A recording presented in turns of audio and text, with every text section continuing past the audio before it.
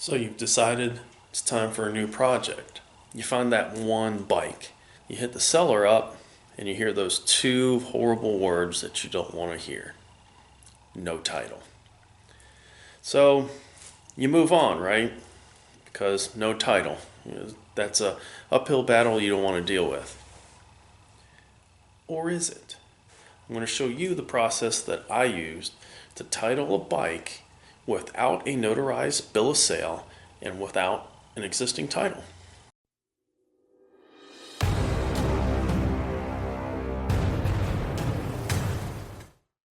Now, before we go down this road of how to title a bike without a title, there's a couple things you need to be cognizant of. One, the year and the cc of the motor for the bike are very important. You're on the hook for this. So this is your bike, this is your purchase, you're the one that's going to be titling it. So if anything goes wrong, it's on you. So make sure you do your homework, do your VIN check, go in the jail for a bike that you bought and pleading ignorant. It's not going to save you, and there's no bike worth going to jail for. Make sure that this process is going to work in your state. Now, I live in Virginia. I don't know where you guys are at. This may or may not work in your state, so do the research before you go down this path. If you don't feel comfortable with it, but you found a bike with no title, you've done your research, everything's good to go, absolutely no problem having a titling service do it for you, but I'm here to tell you, you can do it yourself. What we're actually going to do is apply for a title, registration, and plate from the great state of Vermont. They do more than maple syrup. They're one of the states with the most lenient and open titling programs that you can find. I'm going to show you the forms you need, how to fill them out, and what the actual process is. And I am actually going through the process myself for this Kikker 5150 bobber. Alright, so on to the paperwork. There's going to be two documents that you have to fill out. The links to the two documents that you're going to need are in the description below. First being the bill of sale and odometer disclosure statement. You'd want to print this one off and take it with you before you buy the bike, because you can have the seller fill out all the information, but because it is not notarized, there's no notary section on this.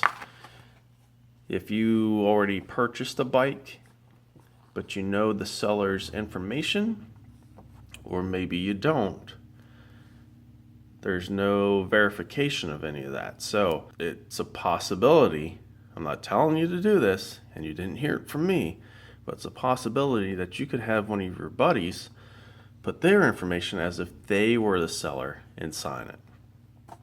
That's totally up to you. Again, you didn't hear that from me. Let's go through the form.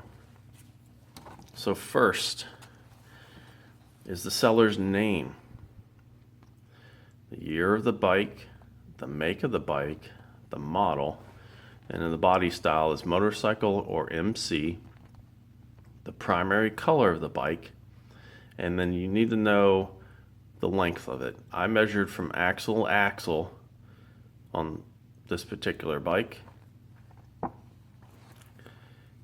Then you need to put in your VIN or serial number, the odometer reading, that too that's your name. You put your name here. The date of the purchase goes here. For how much? How much was the transaction for? And because you haven't had it inspected in Vermont, you would say no. Seller's signature, the date of the sale, the seller's address, seller's phone number, seller's email address. Then this is your section. You being the buyer, you fill this section out. The date, which shouldn't match because you're buying it on the same date that they're selling it. Your full address, your phone number, and your email address. The second part of the bill of sale document is the odometer disclosure statement. This is just to verify the mileage, make of the bike, model, year, body type, which is motorcycle or MC, primary color of it, the VIN or serial number. This would be your odometer reading. And again, we're going through the seller's information again. So this is the portion that the seller is verifying the information that's in these boxes here. Seller's name, seller's phone number, seller's full address, including city, state, and zip, the seller's signature, and the date of the transaction. Now remember, all this stuff has to be the same as on the bill of sale document. Make sure all your stuff's in a row before you send it, or you're just wasting your time. Buyer's name, that's you. Your full name, your phone number, your address, including city, state, and zip, your signature, and the date. That's it for the bill of sale. Now, this is the actual registration, tax, and title application. Check that box. Again, your name, your address, your city, state, and zip, your email, your phone number. You don't have a Vermont license number, leave that blank. Your address, your city, your state, your zip, if you're male, female, or however you identify yourself, your birthday, and I didn't do a co-owner, so I didn't fill this part out. Don't mark yours up, just leave it blank. The birth date of the seller, who sold it to you? That would be the seller. They need to put their full name here, the date, which needs to match on everything else, their full address, and then their signature again. And you are applying for a new registration, so you're going to check new registration. Do not fill out anything in this section, and this is for a motorcycle. Now we're going to get into a little more information on the bike itself. Make, model, the year of the bike, the body type, which is just like on the bill of sale, so that's motorcycle or MC, primary color of the bike, the mileage on the bike when you bought it, and then you're going to put in the serial number of the VIN, the number of cylinders, if it was new, used, or rebuilt. This particular case it was used. It is a gas-powered bike. This is all for trucks and trailers, so we don't have anything to do with these sections, so we're skipping those. Again, don't mark yours up. I'm just doing that to make it easier to follow. Number of wheels. Of course, this is a motorcycle, so 2. This is an important part. Remember, how many cc's is the motor for the bike? And skipping that. All right, now this is the part where we're going to have to do a little bit of math. The purchase price for the bike, what you bought it for, goes here. The NADA value. All right, so what Vermont wants to do is get the most money out of this transaction in taxes. Okay, I'm just being straight up with you guys. So look up the NADA value for your bike. The good value, NADA, is what they're going to put here. Now, whichever is the most, if the NADA value of the bike in good condition is more than what you paid for, they're going to tax you on this amount, not this amount. Okay, keep that in mind. Registration fee for motorcycles in Vermont, that dollar amount is $48. You put in $48 here.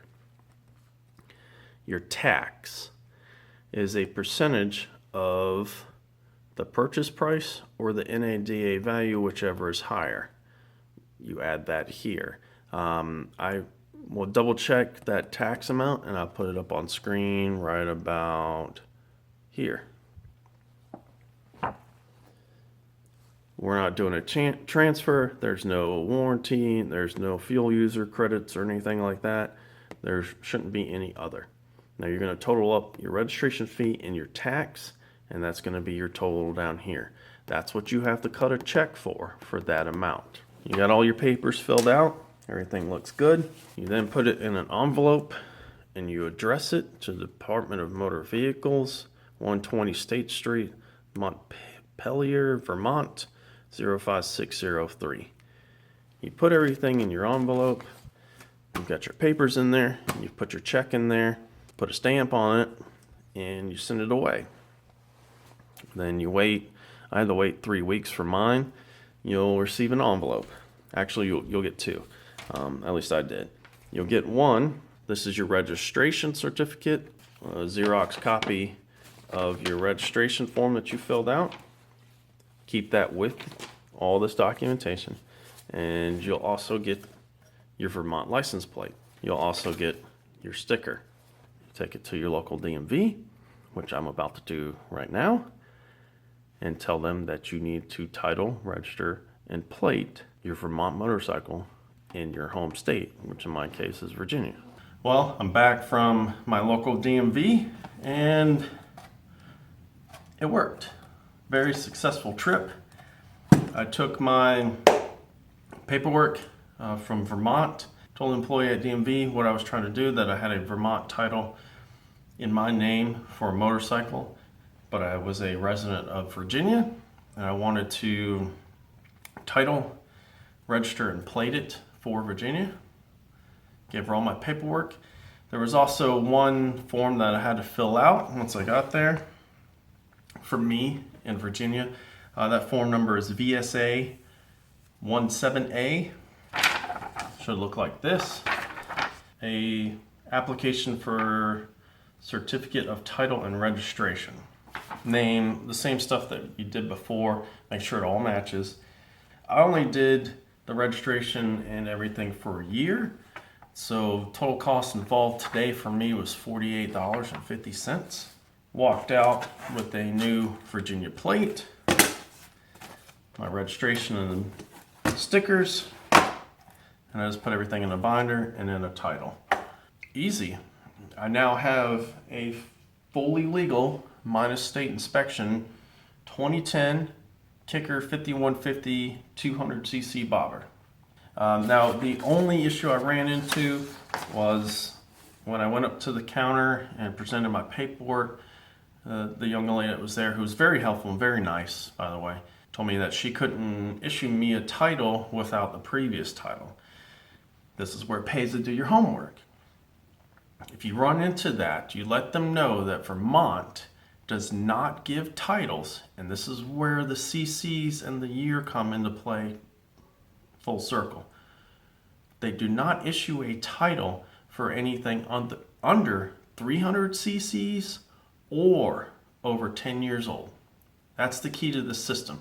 The bike has to be under 300 cc's or over 10 years old. I told her that, and she immediately went and checked. They've got this huge titling book that kind of goes through how each state handles their titles and then what that means for Virginia.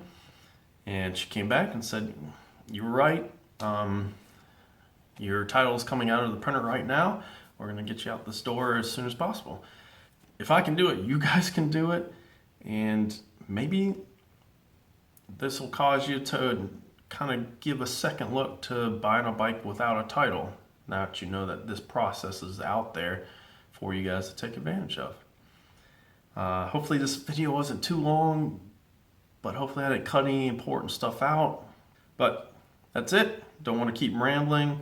Hopefully you guys learned something from this, and I have a couple other project bikes that I need to go through this process on. So I'm going to leave you guys with that, and I'm going to go fill out some more paperwork. So until next time, get out there and do it.